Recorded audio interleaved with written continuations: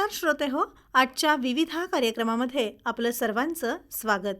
ऐकूया अन्न आणि औषध प्रशासनाचे सहाय्यक आयुक्त नितीन मोहिते यांची योगीराज बच्चे यांनी घेतलेली मुलाखत.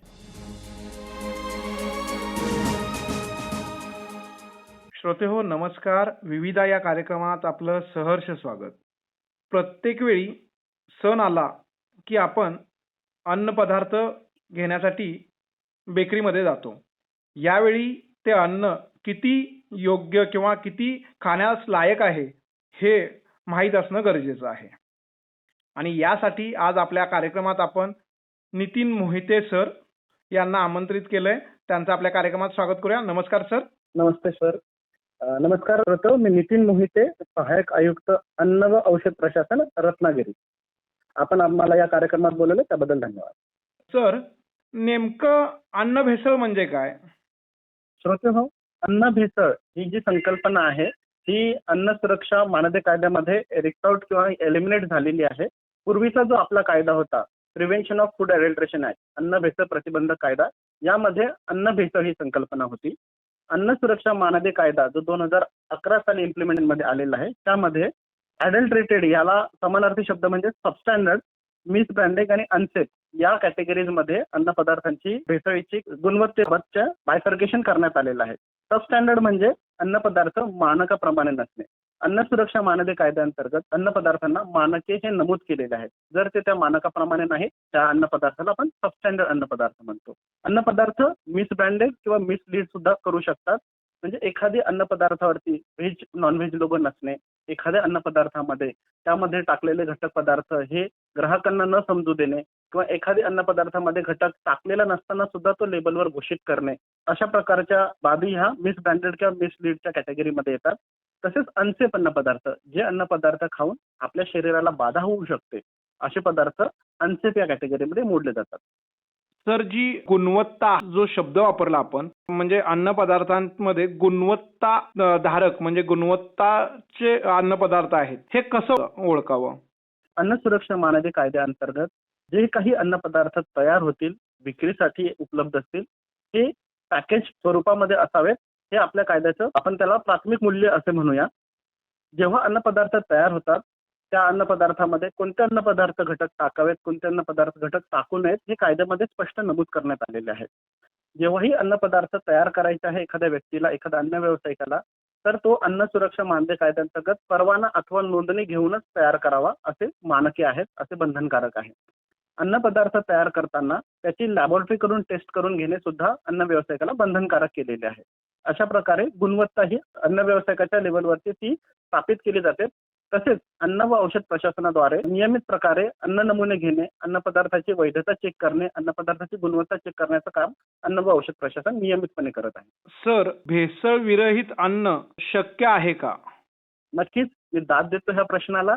भेसळ विरहित अन्न सर्व ग्राहकांना मिळावे यासाठी प्रशासन कटिबद्ध आहे. प्रशासन वेळोवेळी प्रयत्न करत आहात. कोणत्याही प्रकारची भेसळ थांबवण्याकरिता पहिले तर आहे सगळ्या अन्न व्यावसायिकांना ट्रेनिंग देणे. खूप मोठा आणि खूप व्यापक असा कार्यक्रम केंद्रीय अन्न सुरक्षा मानदंड प्राधिकरण तसेच अन्न व औषध प्रशासनाने हाती घेतलेला आहे. यापूर्वी रत्नागिरी जिल्ह्यामध्ये 1200 ते 1500 अन्न व्यावसायिकांना post tag training, food safety training आणि सर्टिफिकेशन अशा प्रकारचे ट्रेनिंग देऊन अन्न पदार्थ कशा प्रकारे हँडल करावेत, कशा प्रकारे हाताळावेत, तसेच अन्न पदार्थ बनवतायस कोणती काळजी घ्यावी, तसेच अन्न पदार्थ स्टोअर करतायस, विक्री करतायस कोणत्या प्रकारची काळजी घ्यावी, याचे ट्रेनिंग आपण त्यांना दिलेलं आहे.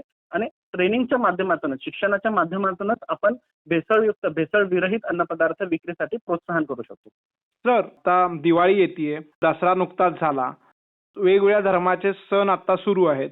मग या सणासुदीत मागणी आणि पुरवठा यातील जो फरक आहे तो भेसळ करण्यास भाग पाडतो. यामध्ये मग भेसळ आपण कशी ओळखावी? निश्चितच सर, ज्यावेळेस सणासूद असते किंवा ज्यावेळेस मागणी खूप मोठ्या प्रमाणात होते, त्यामध्ये पुरवठ्याची चेन ही मेंटेन करण्यासाठी काही समाजकंटकांमार्फत कमी दर्जाचे अन्नपदार्थ तयार करून ते मार्केटमध्ये आणण्याचे प्रयत्न होत असतात.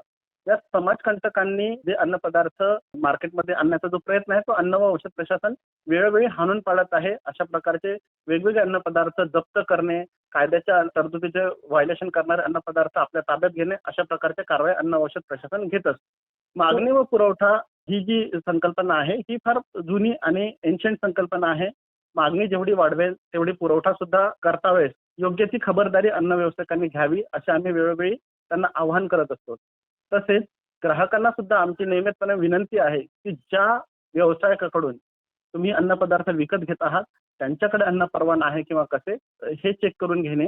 तसेच नियमितपणे त्याच अन्न व्यावसायिकाकडून आपण अन्नपदार्थ खरेदी करण्याचं प्रिकॉशन घेणे. तसेच अन्नपदार्थ खरेदी करतायत खरेदी बिल त्यांच्याकडून घेणे, अशीही आपण पुरवठादारांनाही मॅन्डेट केलेलं आहे. तसेच ग्राहकांना सुद्धा याबाबत आपण विनंती केलेली आहे. सर, पॅक्ड फूड, हवाबंद जे पदार्थ असतात, हे टिकण्यासाठी म्हणजे काही औषधांचा किंवा काही गोष्टींचा वापर केला जातो. ते कितपत आपल्याला योग्य असतात? कारण की सणासुदीत आपण पदार्थ पाठवताना आपण खरेदी करतो आणि पाठवतो. म्हणजे तो टिकण्यासाठी जे वापरलेले औषधं असतात किंवा वेगवेगळे पदार्थ असतात, ते कितपत आपल्याला योग्य राहतात? कोणतेही अन्नपदार्थ बनवण्याकरिता जे काही मानके नमूद आहेत ती कायद्यानुषंगेच नमूद आहेत. अन्न सुरक्षा मानके कायद्यामध्ये त्याबद्दल मानके नमूद करण्यात आलेली आहेत. अन्न व्यावसायिकांनी वेळोवेळी मानकांचे पालन करावे. तसेच पॅकबंद अन्न पदार्थ असावेत. जे काही नेमून दिलेले घटक पदार्थ आहेत त्यांचाच वापर करण्यासाठी अन्न व्यावसायिकांना आपण वेळोवेळी जागृत करत असतो आणि ते वापरण्यास आपण बंधनकारक करत असतो त्यांना.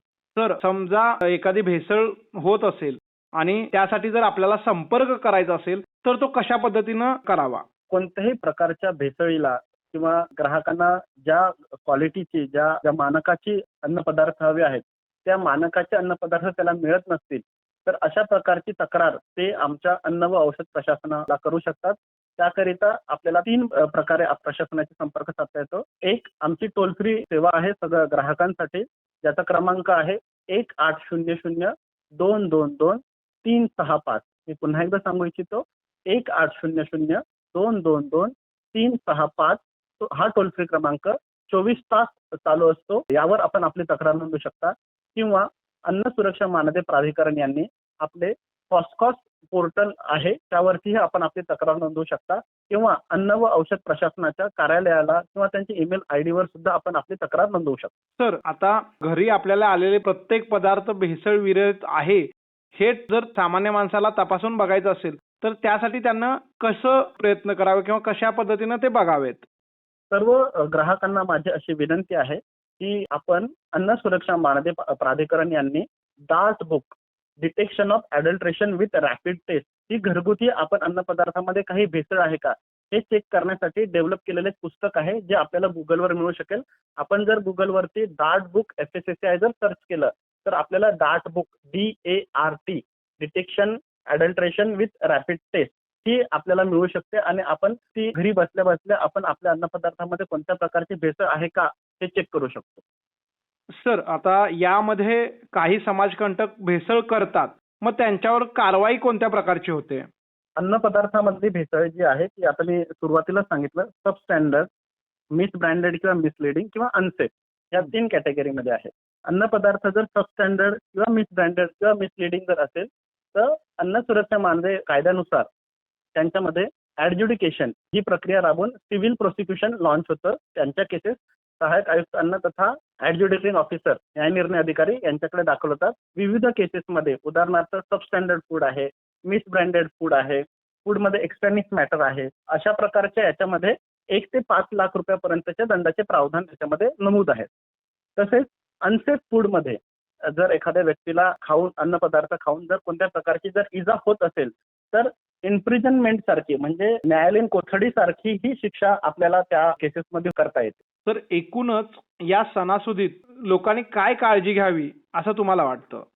सर्व अन्न व्यावसायिकांनी रजिस्टर्ड किंवा लायसन्स होल्डर वेंडर कडूनच अन्नपदार्थ खरेदी करावेत. खरेदी करतावेत खरेदीचे पक्के बिल घ्यावे. कोणत्याही प्रकारची साशंकता असेल अन्नपदार्थाविषयी ते नक्कीच अन्न व औषध प्रशासनाशी संपर्क साधावा. तर एकूणच अन्न भेसळीच्या विरोधातील गोष्टीला लोक आपल्याशी संपर्क करतील आणि त्यांना सणासुदीत चांगलं आणि पोषक असं खाद्य खायच मिळेल. प्रशासन याकरिता सजग आहे. प्रशासनाने नुकतेच सन महाराष्ट्राचा संकल्प अन्न सुरक्षिततेचा हे अभियान सुरू केलेले आहे.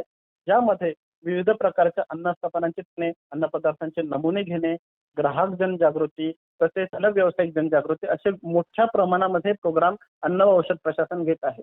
कोणत्याही प्रकारचा सण हा सुरक्षित अन्नासह पार पडावा, कोणालाही कोणत्याही प्रकारचे अन्न खाऊन इजा होऊ नये याकरिता अन्न व औषध प्रशासन रत्नागिरी कार्यालय प्रयत्नशील आहे. मेजरली आपण हे सांगू शकतो सर की रत्नागिरीमध्ये सणासूद यामध्ये 16 अन्न नमुने आपण विश्लेषणास्तव घेतलेले आहेत.